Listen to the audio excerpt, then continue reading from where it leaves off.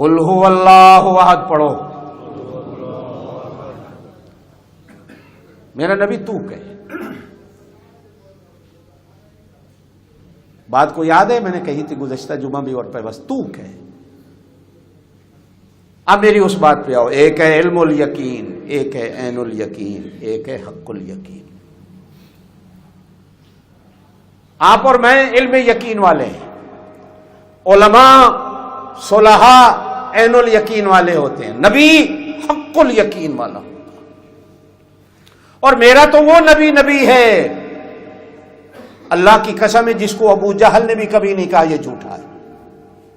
میں قسم کھا کے کہہ رہا ہوں. جس کو عتبہ عتیبہ نے بھی کبھی نہیں کہا یہ جھوٹا ہے. تینوں سردار ایک دفعہ اکیلے مل گئے. اور ملے بھی کیسے؟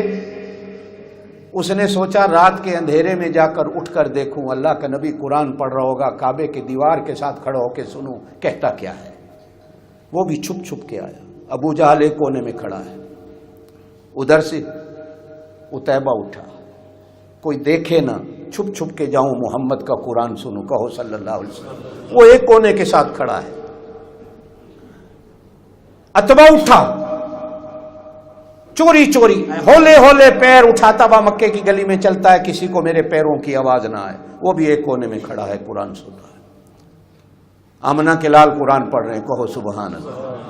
اب تینوں جب سن کے گھر آنے لگے تو راستے میں تینوں کی ملاقات ہو گئی. وہ تو کتوں ہیں؟ جھوٹے تھے بے ایمان، لیکن آپس میں جھوٹ نہیں بولتے تھے. وہ لانتی کافروں کے کافر تھے. حضور نے فرمایا میری امت کا یہ فرعون تھا ابو جہل، لیکن جھوٹ نہیں بولتا.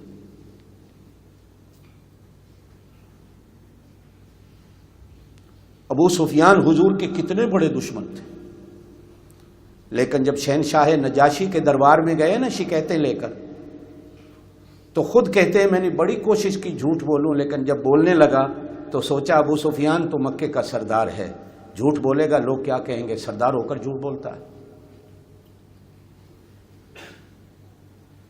تو مسلمانوں کے جھوٹ بولتا ہے، میں مسلمانوں کے جھوٹ بولتا ہوں. وہ کافر ہو کر بھی جھوٹ نہیں بولتا.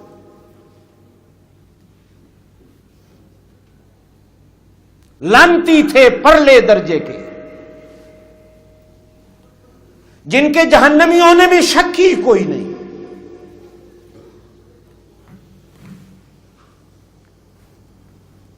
لیکن جھوٹ نہیں بولتے. اور ایک اور بات تمہیں بتاتا چلوں، یاد رہے گی، دل آئے گا تو دعا دے دینا، نہ آئے تو نہ دینا. کہ جب کافروں نے حضور کو قتل کرنے کا منصوبہ بنایا نا،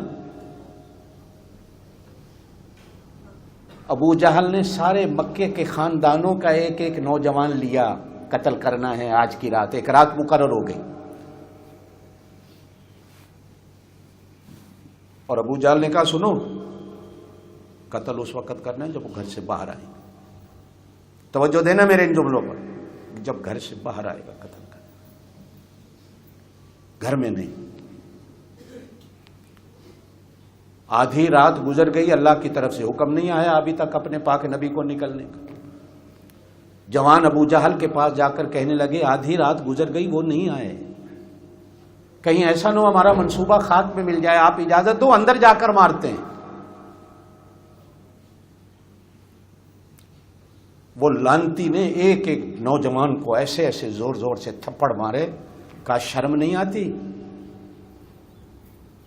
ہمارے گھر میں جس طرح بہو بیٹیاں ہیں، محمد کے گھر کے اندر بھی بہو بیٹیاں ہیں. زور سے کہہ دیں صلی اللہ علیہ وسلم. گھر میں گھس کر قتل کرنا، لوگ کیا کہیں گے؟ ابو جہل جیسا دشمن گھر میں گھس کے مار رہا ہے. کوئی بات نہیں، آج نہ صحیح کل صحیح، کل نہ صحیح پرسوں صحیح، باہر آئیں گے تو معاملہ کریں گے.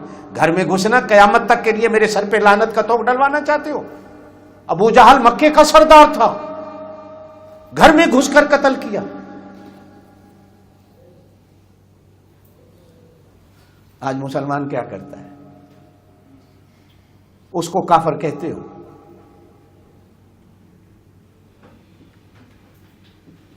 میں گھر میں جا کر مسلمان کو مارتا ہوں. میں گھر میں جا کر مسلمان کی بہو بیٹی کے سامنے اس کو گالیاں دیتا ہوں.